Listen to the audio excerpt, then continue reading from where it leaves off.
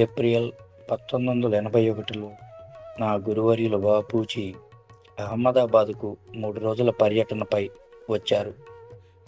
చుట్టుపక్కల గ్రామాలు, పట్టణాల నుండి వందల కొద్ది జనం అహ్మదాబాద్కు వచ్చి వారితో ధ్యానంలో పాల్గొన్నారు. రవాణా, ఆహారం, వసతి లాంటి ఇతర ఏర్పాట్లు చేయాల్సి వచ్చింది. అప్పుడు నేను ఫార్మసీ కాలేజీలో చదువుకుంటున్నాను. ఆ ఏర్పాట్లలో నేను కూడా ఒక వాలంటీర్ని. నేను చేయాల్సిన పని రవాణా ఏర్పాట్లు చూడటం.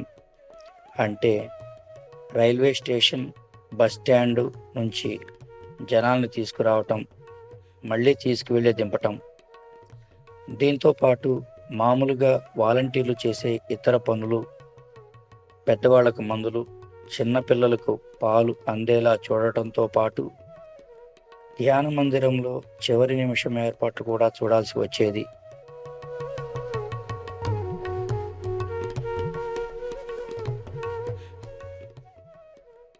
వారి పర్యటనలో ఆఖరి రోజు బాబూజీ ఒక వీడ్కోలు సందేశం ఇచ్చారు.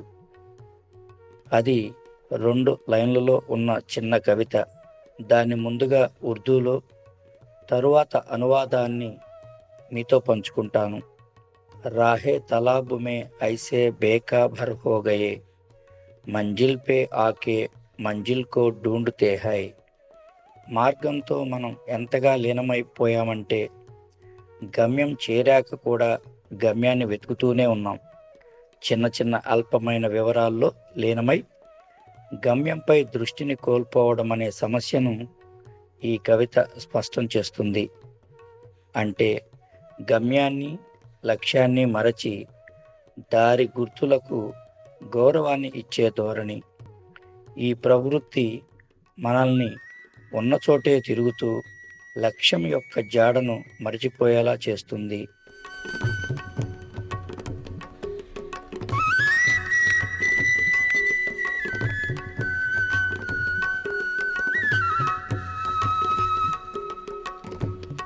What is man? Hallucination of being.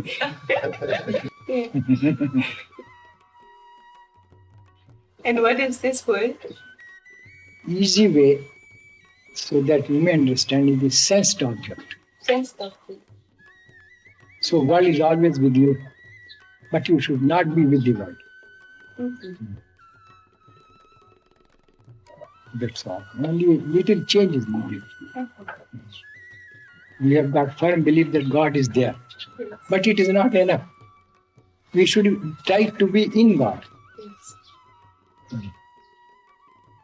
A man asked me a question of that type. When God is within, why we should worship? I told him the same thing.